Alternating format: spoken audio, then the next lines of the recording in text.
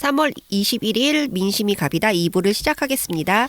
네, 민심이 갑이다 2부에서는 그 예고 드렸던 대로 그 반민특위와 관련된 논의를 집중적으로 하겠습니다. 하기에 앞서서 그 최근에 그 결렬된 조미회담, 이 조미회담에 대한 그 새로운 진단이 전문가들에 의해서 개진됐는데요. 그 중에 그 미국 내의 그 온건파로 알려졌던 과거에 그 차관보였었죠. 동아시아 담당 차관보였던 그 크리스토퍼 힐의 그 좀 인상적인 발언이 나왔어요. 정치 전문 매체 그 더 힐에 기고한 글인데요. 이 힐은 이 글에서 어떤 얘기를 했습니까?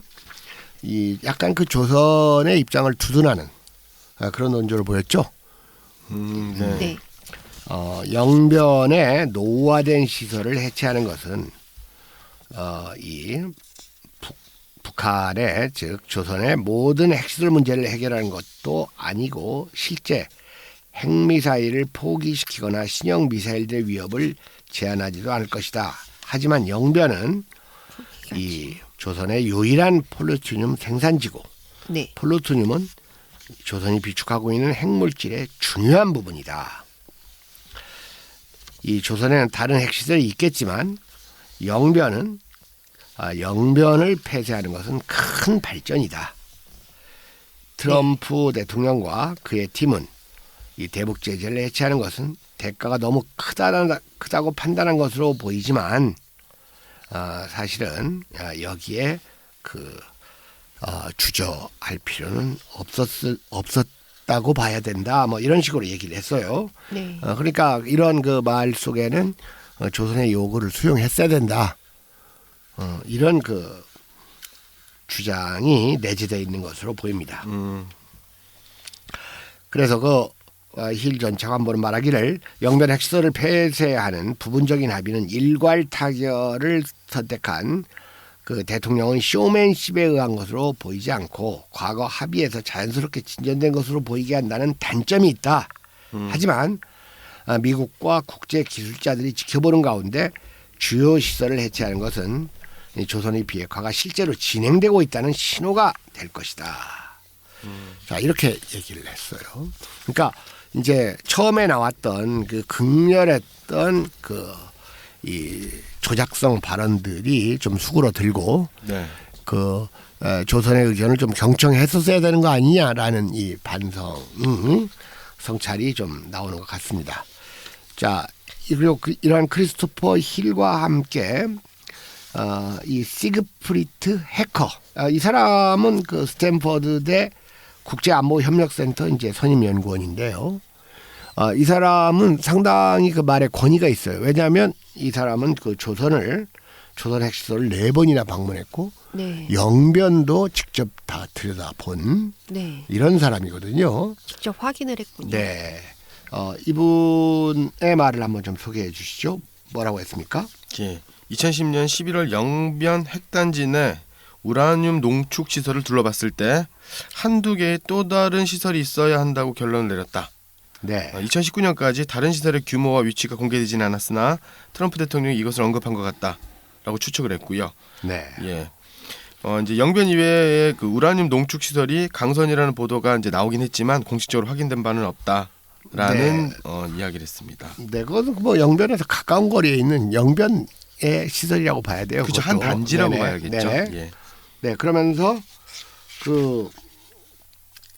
뭐라고 했냐면 조선이 영변 핵시설 전체를 폐기하고 이 과정에서 미국 핵 전문가들이 참관을 진지하게 고민하고 있다면 이것은 대단히 큰 제안이다. 빅 딜이었다. 그러니까 조선이 실질적인 그 제안을 했는데 이거 미국이 무시했다는 이러한 그 미국이 받아들이지 않았다는 이러한 의견이 지금 내포되어 있는 발언이라고 봐야 돼요. 네. 그러면서 또 이 뉴스 회사도 조선과 동아가 이 조미회담을 대한 태도가 미묘하게 좀 차이가 나요. 조선은 무조건 방해하고 어깃장을 놓는 쪽인데 동아는 약간 어느 면에서는 또 한결의 이상으로 이 조미회담의 그 실질적 성과를 기대하는 보도도 가끔 나올 때가 있어요.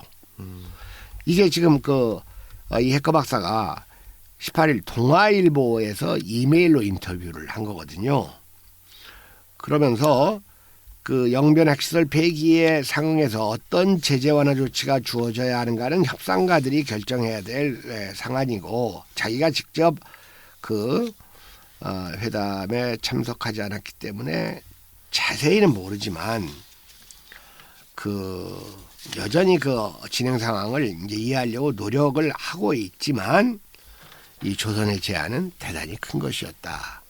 무시할 수 없는 거였다. 뭐 이런 발언을 했습니다. 사실 네네 말씀하시죠. 이 핵시설이라는 것과 핵에서 여기서 계속 얘기하는 고농축 우라늄을 생산할 수 있는 시설이랑은 완전히 다른 거라고 볼 수 있는 거죠. 네네. 그러니까는 이 핵시설이라고 해도 이 그러니까 우라늄 농축 시설이 없으면 핵무기를 만들 수가 없는 원료가 없는 거죠. 예. 네. 그렇죠. 농축 시설이 가장 중요하죠. 네. 왜냐하면 그것만 있으면 언제든지 물론 기술력이 이제 있으니까. 그러니까 이제 그것까지 이 해커가 전문가도 잘 모르겠다고 해서 저도 뭐 잘 알기는 어려워요. 저는 이 문제를 자기만 확실히 잘 아는 것처럼 한쪽 입장에서 이 큰 소리 치는 사람들이 그 사람들의 저는 두뇌 상태도 잘 알기가 어려워요. 그러니까 참 어려운 문제인데 회담이 좀 잘 돼서 남과 북이 소통하고 남과 북이 북과 남이 서로 왕래하고 이 한 동포처럼 이 평화롭게 지내는 백두산에도 가보고 개마고원에도 가보고 이 금강산에도 가보고 평양 거리도 이 걸어다니고 싶었던 이런 욕망, 욕심이, 희망이 좀 깨지는 것 같아서 안타까워하던 중에 북을 일방적으로 비판하는 발언만 나오고 있는 실정에서 이런 전문가들의 근거 있는 발언이 나왔다는 점에서 다소 좀 위안을 얻기도 했습니다. 자, 문재인 대통령이 3.1절 100주년 기념사에서 역사 청산 문제, 친일 잔재 청산 문제를 거론하자 때 아니게 최장집이라는 이 사람이 무슨 고려대학교 교수 출신이죠. 네. 그래서 무슨 민주화 이후에 민주주의인가 뭔가 이런 걸 책으로 내기도 하고 항상 구름 잡는 엉뚱한 얘기로 이 논점을 흐리는데 아주 상당한 기술력을 갖고 있는 그런 아주 정체가 모호한 저는 이 교수라고 봤어요. 옛날부터. 저명한 명예 교수님이십니다. 이 사람이 무슨 최장집 사단이라고 얘기될 정도로 네. 이 제자들을 많이 거느리고 있어서 이 학계에서는 아무도 최장집을 비판하지 않고 있다는 말을 들었는데 저는 처음부터 이 최장집이 사실 이 최장집이 옛날 조선일보한테 메카시즘에 좀 시달렸잖아요. 네. 그래서 그때는 어쨌든 부당하게 시달렸기 때문에 이 사람을 좀 동조하기도 했었지만 그 뒤에 쓰는 글들을 보니까 도대체 무슨 말을 하는지 그리고 좀 특이한 얘기 나는 이런 사람이 우대받는 한국 이 지식계의 풍토가 의아스러워요. 실제로 최장집의 글을 읽어보세요. 뭘 주장했는지를 모르겠잖아요. 그러면 엉뚱한 얘기나 좀 특이한 얘기나 좀 하려고 하고 근데 이번에도 또 친일잔재를 청산해야 되겠다고 하는데 이것이 무슨 이념 대립을 부추기는 관제민족주의 이 사람은 또 민족주의도 또 아주 혐오해요. 한국 지식 가운데 무슨 민족주의를 혐오하는 것이 무슨 지적인 것이냐 이게 다 유럽 모양주의에서 나오는 겁니다. 그랬거든요. 그러면서 한번 이 사람의 발언 가운데 중요한 발언이 있으면 한 군데만 소개해 주시죠. 시간이 없으니까. 네, 제가 보기에는 이유 것 같은데 3.1절 기념사에서 문재인 대통령은 친일 잔재와 보수 세력을 은연중에 결부시키며 이를 청산해야 한다고 했다. 이는 역사를 굉장히 정치적인 좁은 각도로 해석하는 것으로 사려 깊지 못한 표현이자 발상이다라고 했습니다. 자, 그러면서 말도 안 되는 얘기. 청산의 대상을 정하려면 민족주의적인 역사 교육이 필요한데 정책 프로그램이나 예산을 통해 광범위한 의식과 과정을 거쳐야 한다. 그러면서 문재인 정부에서 관제 민족주의를 여러 이벤트를 통해서 의식화하고 있는데 문화투쟁, 이념투쟁의 형태다. 이게 말이나 됩니까? 여러분들 식민지를 청산하고 역사를 바로잡는 것은 이건 보편적 윤리예요. 무슨 이념투쟁이 아니에요. 네. 이런 걸 모두 이념투쟁으로 몰고 가는 이 진보꼴통의 그 낡은 이 서구 모양주의의 가치관을 그대로 드러내는 저는 아주 불량한 학자라고 봅니다. 그러니까 때가 왔다 싶어가지고 이 중앙기레기와 조선일보에서 최장집의 이 발언을 대환영하면서 진보계의 원로인 막 최장집 교수가 관제 민족주의를 경고했다. 이러니까 이 진보연하는 사람들의 이 엉뚱한 발언이나 변심 변절이 실제로 이 홍준표나 황교안보다 더 해로울 수가 있다 그겁니다. 네. 중앙일보에서 즉각 받았었죠. 이 중앙기레기 이 사람은 이름도 또 기자로 끝나요. 전영기 해가지고. 예, 그러면서 아주 이 최장집 교수를 극찬했죠. 자, 전형기. 예. 네. 그 전형기가 이제 칼럼을 썼는데요. 네네. 제목이 이렇습니다. 최장집의 관제민족주의 경고. 네네. 이러면서 아까 이제 그랬죠. 처음에 이런 얘기를 했습니다. 민족주의적 열정은 정치적으로 관리될 필요가 있다. 네. 민족 자체는 숭고하다. 그런데 거기에 주의라는 이념이 붙고 열정이라는 불을 더할 때 숭고함은 사라지고 국가는 위험해질 수 있다. 그러니까 뭐나 있는 것처럼 그럴듯한 현학적인 문장을 동원했는데 실제 보면 아무것도 아니에요. 난 이 최장집은 껍데기라고 봅니다. 저는 그 과거에 이 한 뉴스회사에 이 최장집을 비판하는 글들 그리고 어느 그 정치단체 신문에 또 최장집을 비판하는 글들을 한 두어 차례 썼던 적이 있는데 이번에 또 더 엉뚱한 발언이 나왔는데 최장집 하면서 다들 이렇게 받들어 모시는 게 아주 못마땅합니다. 이 한국 지식인들은 그 본질과 알맹이 내용에 대한 독해력이 전혀 없어요.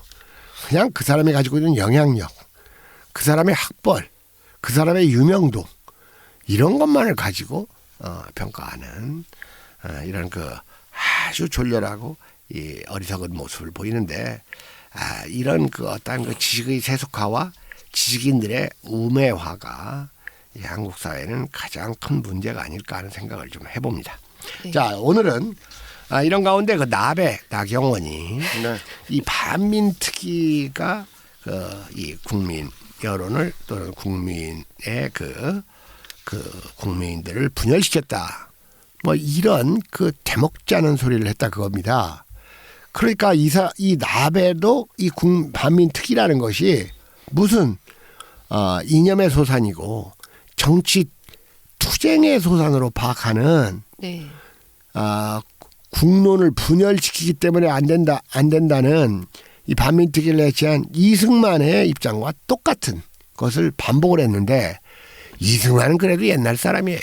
19세기 사람 아닙니까? 19세기에 태어나가지고.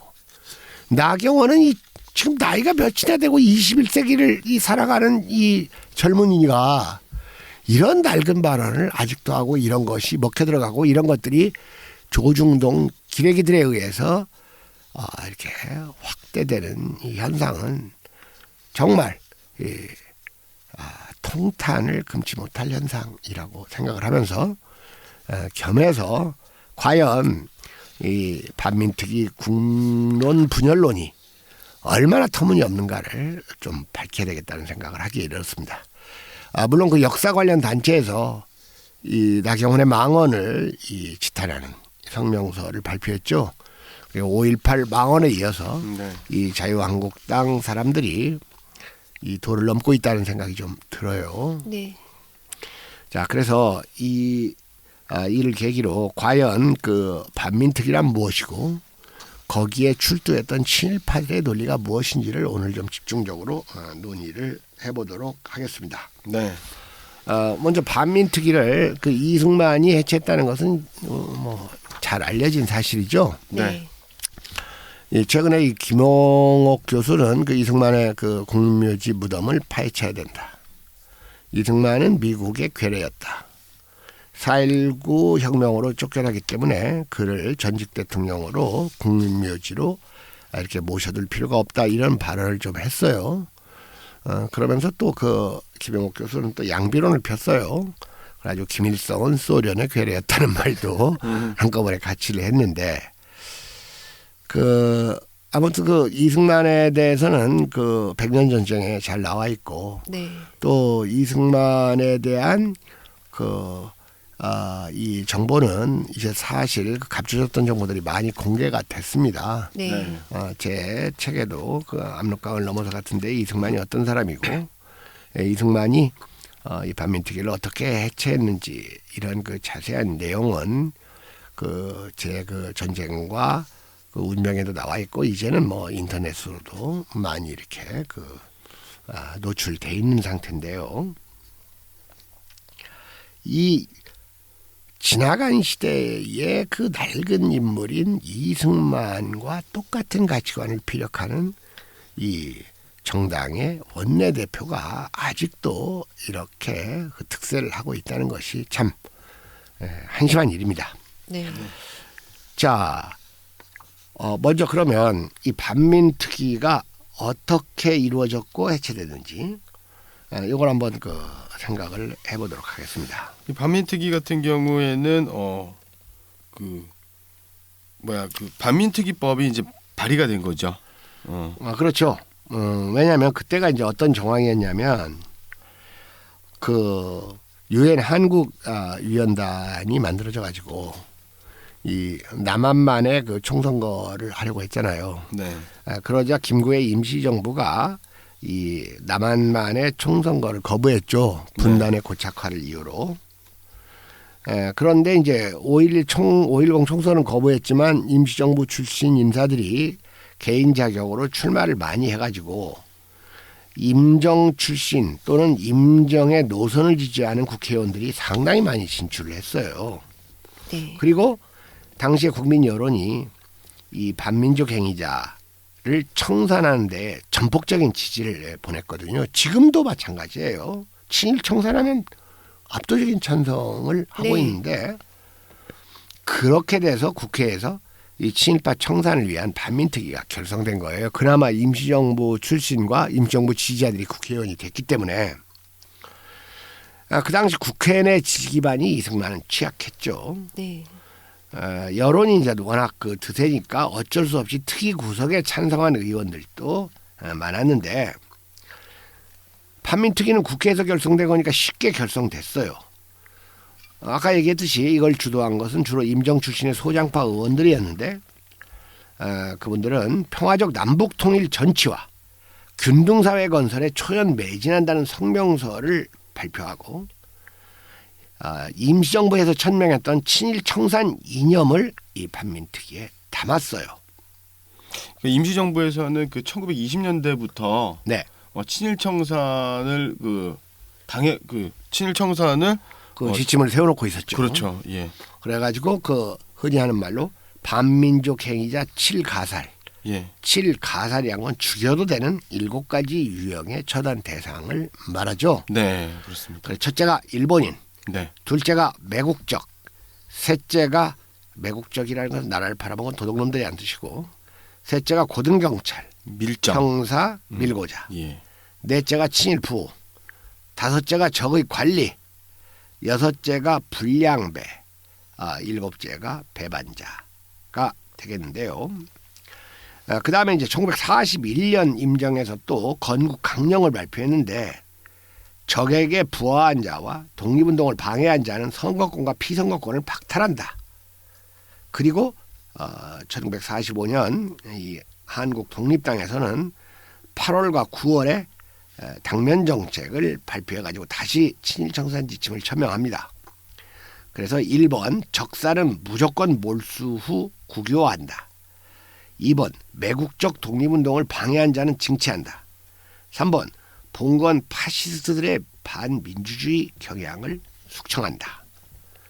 자, 이렇게 발표를 했거든요. 그 당시 그 반민특위 위원장으로 선출된 분이 김상덕이죠. 네. 예, 김상덕은 그 임시정부 요인 출신이에요. 장준하 선생하고도 굉장히 가깝죠. 그렇죠. 그 장준하 선생이 그 중경에서 비행기 타고 상해를 거쳐서 귀국할 때 그 당시 임정 문화부장 했었어요.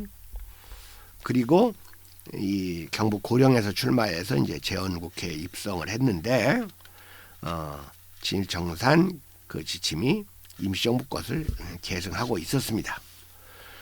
국민들의 열렬한 환영을 받으며 활동에 돌입을 했고 이 화신백화점 사장 박흥식 알죠? 1호 체포자죠. 이 사람이 그 비행기를 헌납했던 사람이죠. 네. 일제. 이광수, 이 최린 등을 체포하면서 이제 본격적인 활동을 진행을 했습니다. 그런데 이 친일파들이 이제 여기에 불려 나왔어요. 그 전까지는 아주 지식인이고 애국자이고 계모운동가고 학자이고 또는 뭐 유명 작가인 것처럼 그 행동했던 사람들이 이제 하루아침에 이제 불려 나와가지고 그 신상 발언 비슷한 것들을 했죠. 변명이죠. 네네. 그 중에서 이제 방금 그 동척 간부 출신 비행기 연납자 박흥식 오늘 그 반민특위에 출두한 이 반민족 행위자들의 변을 좀 상세히 소개하는 이유는 이런 자료들을 여러분들이 직접 그 찾아보시기가 좀 힘들고 그 다음에 오늘날 이 친일 정산에 어깃장을 놓고 있는 최장집이나 나경원이나 자유한국당이나 조중동 등의 논리가 이 반민족 행위자들의 논리와 얼마나 흡사한지를 여러분들이 직접 한번 확인하시라는 뜻입니다.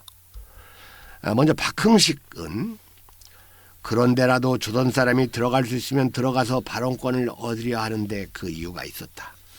나는 창씨를 하지 않았다. 자, 여기도 이제 문제가 있어요. 네. 이 창씨라는 것은 이것은 친일의 기준이 될 수가 없어요. 맞습니다. 네. 예. 그래가지고 무슨 닭깎이 마사오 해가지고 그거 하나를 가지고 너무 그렇게 선동하는 것도 사실은 역사에 부합하는 건 아니에요. 닭깎이 마사오 해가지고 김대중도 창시를 했어요. 많은 사람들이 창시를 했습니다. 창시를 안 하면 영어 복학권도 안 나오고 네. 아이들 학교도 못 보내요. 그렇기 때문에 창시를 하고 안 하고는 친일의 기준이 될 수는 없다. 다만 그런 가운데서도 창시를 거부했던 사람들은 따로 상찬받아야 되겠죠. 예. 근데 이걸 가지고 기준을 삼으니까 이렇게 창시를 하지 않았다는 것으로 변명을 하는 사람이 또 나타난다 그겁니다. 네. 실제로 조선총독부에서 그 대외적으로 과시하기 위해서 창씨임을 강요하지 않았다는 의미에서 그 당시 친일파 중에서 잘 나가는 사람들은 창씨를 안 하게 했어요. 네, 그래서 그 당시 신태익 재판관이 한 얘기가 창씨를 하지 않으면 어린 아이들까지 못 살게 굴던 그 사람들, 그러니까 일제들이 내버려 두었다는 것을 보더라도 그것이 도리어 얼마나 친일을 한 자라는 것의 증거이고 아부한 결과임을 알아야 된다라고. 그 여류 친일파였던 모윤숙 같은 그 작가는 일본에서 의도적으로 창시를 안 하게 만들었습니다. 네. 그리고 또 여기서 또 그 구분을 확실히 해야 돼요. 창씨는 말 그대로 씨를 만드는 것이고 계명은 이름을 바꾸는 거예요. 네. 박정희처럼 닭깎이 마사오라고 해가지고 계명까지 하는 거 이건 악성입니다. 그런데 창씨만으로는 기준을 삼아서는 안 된다. 이런 말씀을 좀 드립니다. 네.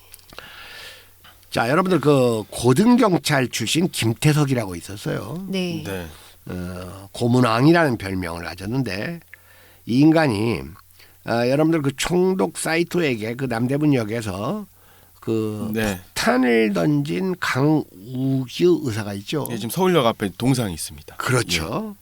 그 당시에 강우규 의사의 나이가 환갑이 지났을 때. 65으로 알고 있습니다. 그렇죠. 그러면 그때 65이면 지금 85세 정도 된다는 얘기예요. 바로 이 강국유 의사를 고문한 놈입니다. 이 김태석이가. 이 김태석이도 불려 나와가지고 이런 말을 했어요. 3.1운동 당시 나는 집에서 만세를 부른 사람이다. 집에서 만세를 불렀대요. 내가 고문을 했다고 증언하는 저 사람은 정신병자다라고 부인을 했습니다.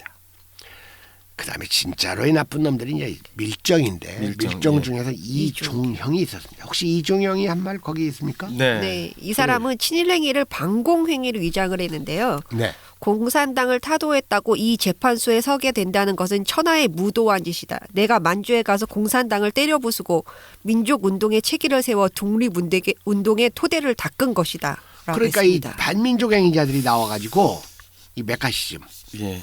반공주의자는 나를 처벌할 수가 없다. 대한민국에서는 뭐 이런 식의 논리를 펴는 게 네. 지금 이 황교안이나 이 나경원이나 이 애들 발언하고 거의 흡사하지 않습니까? 이광수도 이제 진짜 이광수야말로 그야말로 이중인격의 극치죠. 예. 이광수는 참 소설적 재능이 있는 사람이었는데 참 그 불행하게 이광수는 좀 어떻게 얘기했습니까? 제일 유명하죠. 이광수가. 이광수가 했던 변명. 예. 나는 민족을 위해 친일했소. 이것이 가장 유명하죠. 네. 한번 소개해 주시죠. 나는 민족을 위해 친일했다. 내가 걸은 길이 정경대로는 아니었지만 그런 길을 걸어 민족을 위하는 길도 있다는 것을 알아달라. 대동아 전쟁이 일어나자 나는 조선 민족이 대위기에 있음을 느끼고 일부 인사라도 일본에 협력하는 태도를 보여주는 것이 민족의 목전에 임박한 위기를 모면할 길이라고 생각하고 기왕 버린 몸이니 이 경우에 희생이 되기를 스스로 결심하였다. 1년만 더 해방이 늦었어도 우리는 모두 황국 신민이 되었을 것이다. 이야 심하죠. 예. 이게 얼마나 말이 안 됐으면 최린이 네. 나는 민족을 위해 친일한 것이다라고 하자 그 옆에서 입 닥쳐라고 했다고 합니다. 체린도 네. 그 뭡니까 그 우리나라 최대 그 이 모양주의 여성 그 화가 나혜석과 그 진짜로 그 불륜의 관계를 갖고 있었던 사람이죠. 네.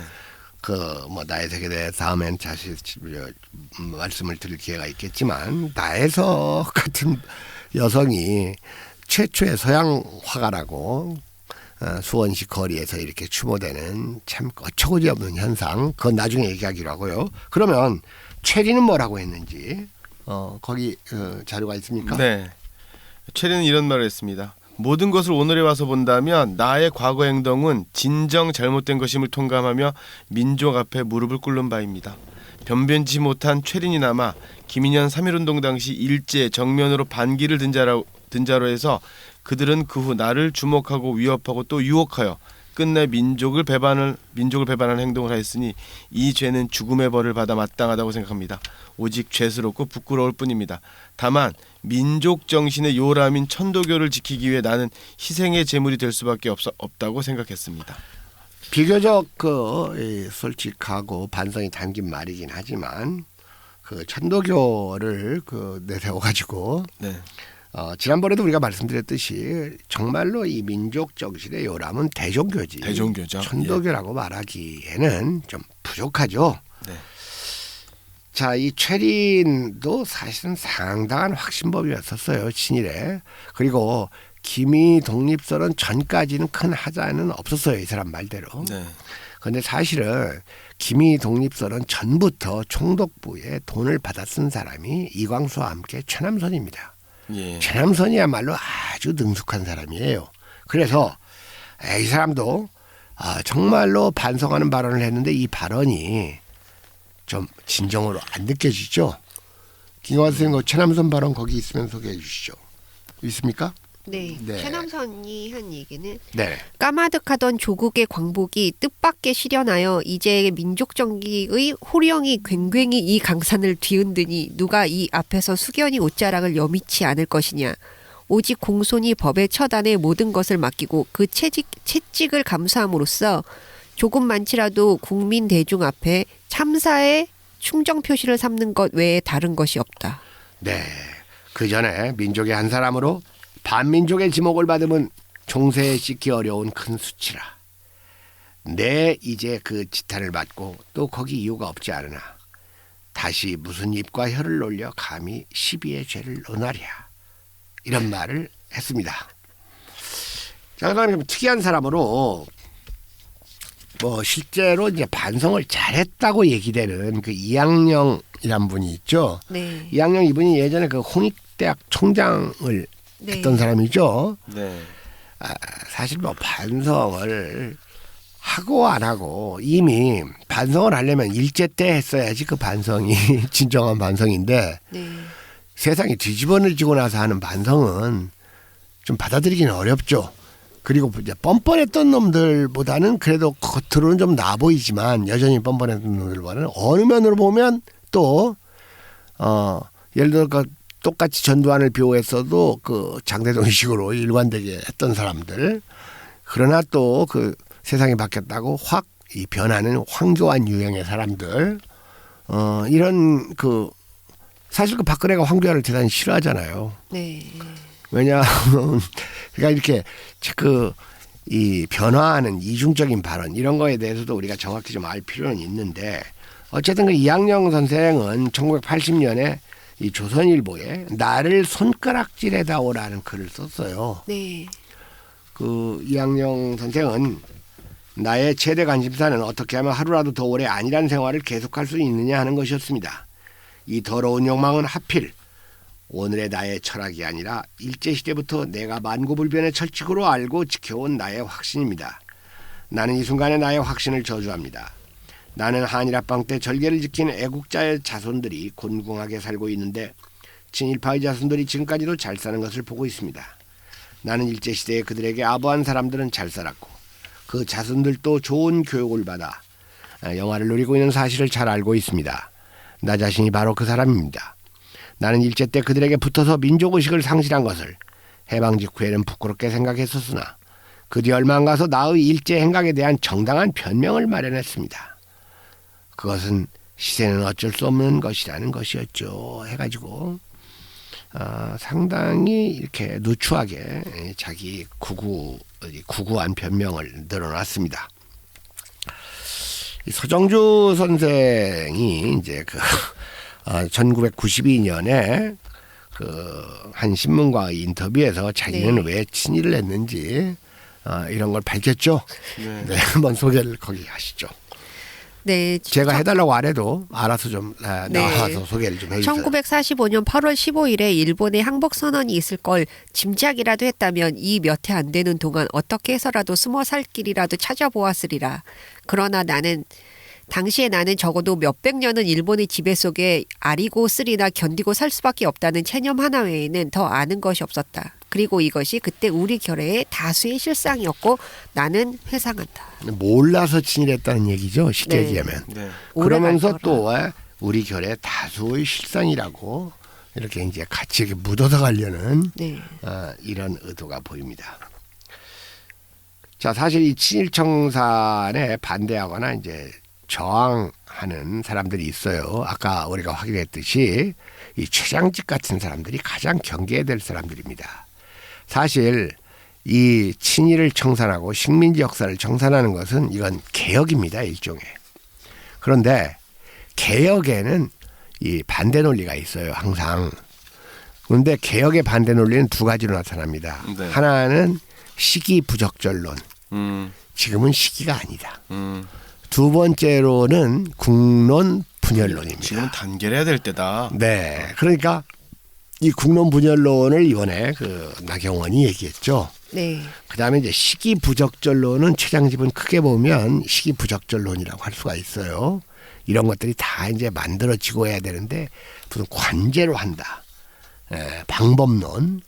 그러니까 사실 아까도 말씀드렸듯이 이 식민지 역사를 청산하는 것은 이건 개혁 중에서도 보편적 도덕성을 확보하고 있는 개혁입니다. 따라서 여기에는 그 청산 자체를 반대하는 어떠한 논리도 다 궤변일 수밖에 없어요. 다른 개혁 같으면 정당한 이 반대론자들을 좀 설득하는 과정을 거쳐야 돼요.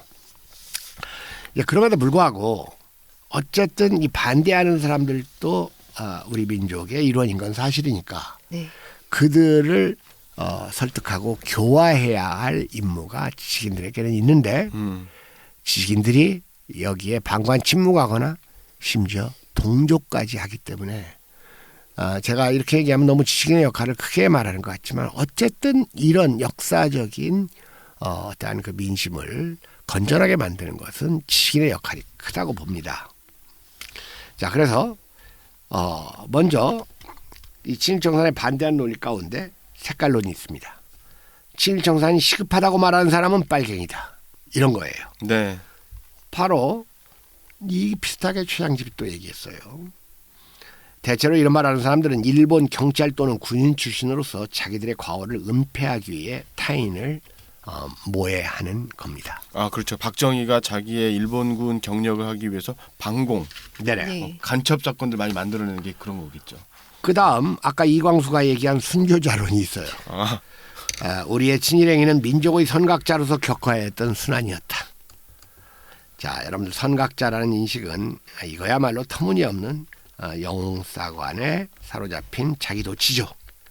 개인의 영달을 민족에 대한 봉사로 위장한 주장입니다. 이광수가 그래요. 세 번째로 공과론이 있습니다. 뭐 이런 거 아닌가요?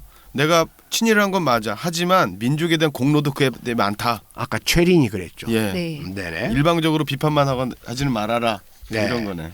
그러니까 약간의 합리성은 있지만 공이 있었기에 민족에 대한 악영향이 오히려 더 컸던 겁니다. 과거 이 이른바 민주화 운동이나 노동 운동을 했던 사람들이 변절을 했을 경우에 그 악영향이 더 큰 거하고 똑같은 이치예요. 그러면서 그동안은 자기의 관을 은폐하고 공만 내세우면서 잘 살다가 뽀록이 나니까 이런 식으로 말을 바꾸는 거예요. 그렇죠. 예. 자, 방금 얘기했듯이 국론 분열론이 있어요. 친일 정사는 민족을 분열시키고 국력을 흠모시킨다. 이런 논리인데 그렇다면 친일뿐 아니라 다른 범죄 행위를 징벌하는 것도 마찬가지입니다. 이건 친일이 범죄 행위라는 것을 모르기 때문에 이런 말을 하는 거예요. 나경원이 바로 이겁니다. 예. 그다음 정치적 음해론이 있습니다. 정치권의 당리 당략에 의해 친일 문제가 이용되다. 이거 최장집 논리예요. 그죠? 네. 모든 것을 공작이나 음해로 모는 것은 파시스트의 속성이다. 아까 최장집도 비슷하게. 예. 정치단체는 관여하지 말고 민간단체에 힘을 주어 청산 작업을 시키면 된다. 민간단체가 주도하는 게 좋습니다. 정치단체가 하는 것보다는. 네. 공범론이 있어요. 아까 서정주. 예. 엄밀히 말해 그때 친일하지 않은 사람이 어디 있었느냐. 왜 나만 가지고 그래? 네. 이거네. 이것은 조국의 독립을 위해 목숨을 바친 순국 영령과 자기 세계 삶을 실천한 독립항쟁가들에 대한 모독입니다. 아까도 말씀드렸듯이 우리는 창씨나 생계형 친일을 문제 삼는 것이 아닙니다. 네. 범죄 행위에 준하는 그 확신범 수준의 반민족 행위를 문제 삼는 거예요. 다음으로 마지막에 망각론이 있습니다. 난 이런 말하는 사람이 제일 싫어요. 지난 일을 캐서 상처내기보다는 미래를 위해 노력하자.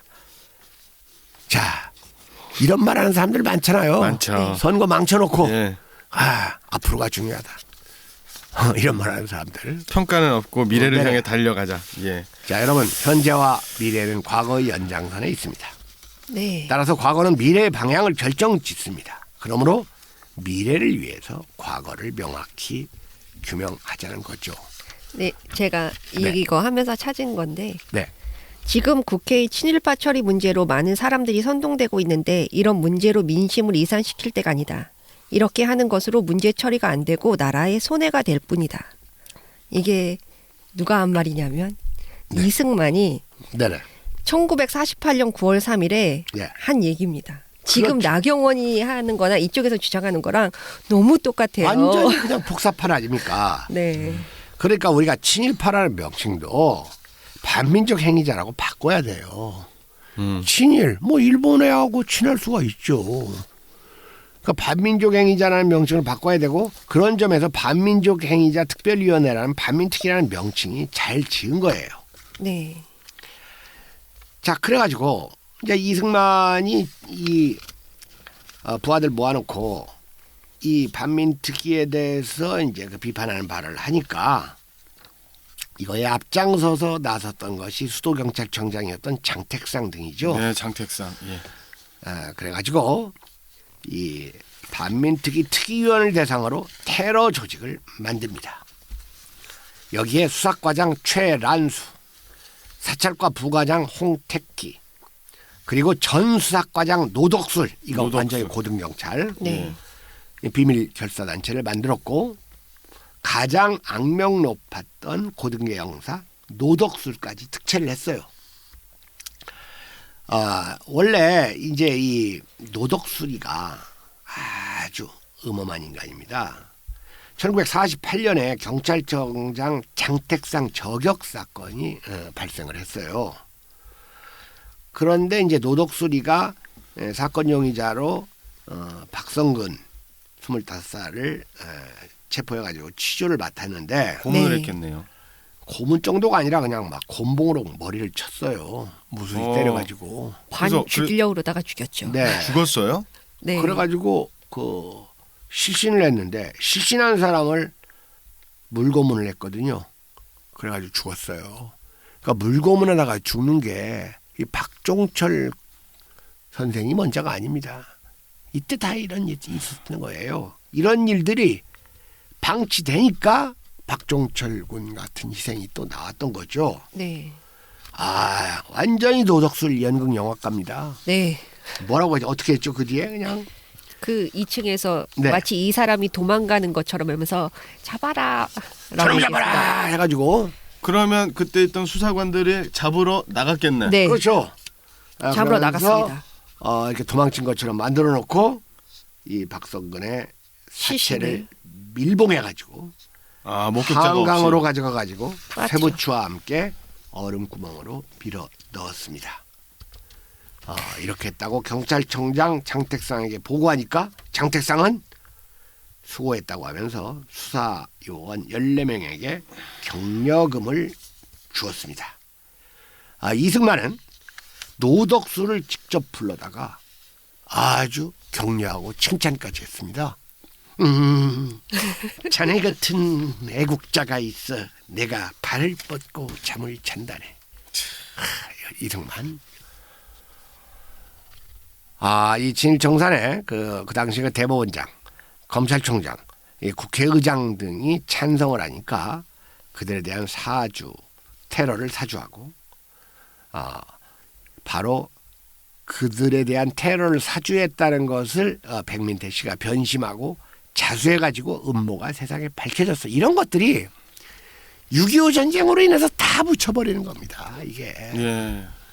그런 점에서 이 6.25 전쟁이 정말로 우리 민족에게 해로웠던 전쟁이었어요.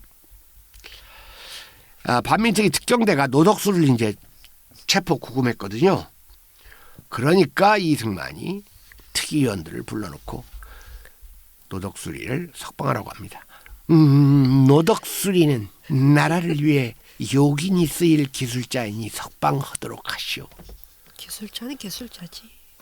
그러니까 이제 특위위원들이 다들 침묵을 하니까 그런 줄 알고 나는 이만 하면서 일어납니다. 그 당시 반민특위 이제 위원장이에요. 부위원장 김상도님. 그는 악질적인 반민족행위의 경험밖에 없는데 그런 경험과 기술이 신생 대한민국에 무슨 필요가 있겠습니까? 그러자 이승만의 두 볼이 경련으로 실룩거립니다. 나라를 생각하지 못하는 속 좁은 인간들 같으니라고. 알아들을 만큼 말을 했는데도 벽창호들이야. 벽창호들. 이제는 내 맘대로 할 것이야 하고 자리를 박차고 일어나가지고 그 직후에 을지로에 반민특위 특경 사무실이 있었거든요. 이 반민특위 특경 사무실을 중부서장 윤기병이 지휘해가지고 무장경관들을 들이밀어가지고 반민특위 요원들을 개잡듯이 다루고 20명을 체포 구금합니다.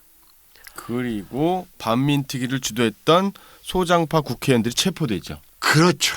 그래서 바로 김상덕, 신성균, 오택관, 이문원 등 12명의 국회의원이 헌병대 끌려가 공산당 불합치 혐의로 수사를 받습니다. 야, 그때나 지금이나 똑같네요. 반민특위를 무력화시킨 것이 바로 신생 대한민국의 이승만의 공권력이었고 반민특위가 결정적으로 와야 되는 사건이 또 하나 터졌는데 바로 그들의 정신적 지주였던 백범 김구가 죽음 직후였던 시점과 일치합니다. 자, 정말 통탄할 노릇입니다. 정치자 여러분, 우리 김갑수 TV 팟캐스트 민심이 갑이다와 백권대학 영상 강의는 여러분들이 보내는 자율청취료에 의해서 운영됩니다. 김갑수 TV의 자율청취료 투척 계좌는 한국시티은행 541-120-23-268-01입니다. 이와 함께 운영자금 확보를 위해서 김갑수가 쓴 백권대학 외 6권의 책을 10만 원에 한정 할인 판매하고 있습니다. 김갑수의 책 6권을 일괄 구입하시고 싶은 분은 한국시티은행 541-120-23-268-01 김갑수 민갑에 10만 원을 투척하시고 문자번호 010-5264-2300에 받으시는 분의 주소와 이름과 우편번호와 전화번호를 입력해 주시면 됩니다. 진짜 조선 역사와 자주인을 위한 진짜 조선 역사 그리고 진보적 글쓰기를 포함한 역사물과 교양물 백권대학이 포함된 6권의 책입니다. 여러분들께서 보셨으면 주변 선물을 위해서 구입하셔도 좋을 것 같고 여러분들이 책을 구입하시는 것은 자율정치료를 직접 투척하시는 것 못지않게 우리에게 도움이 됩니다. 자, 춘분절을 전후해서 진행된 김갑수 TV의 팟캐스트 민심이 갑이다. 강명길 선생님, 김경아 선생님 두 분 수고하셨습니다. 예, 수고하셨습니다. 수고하셨습니다. 네.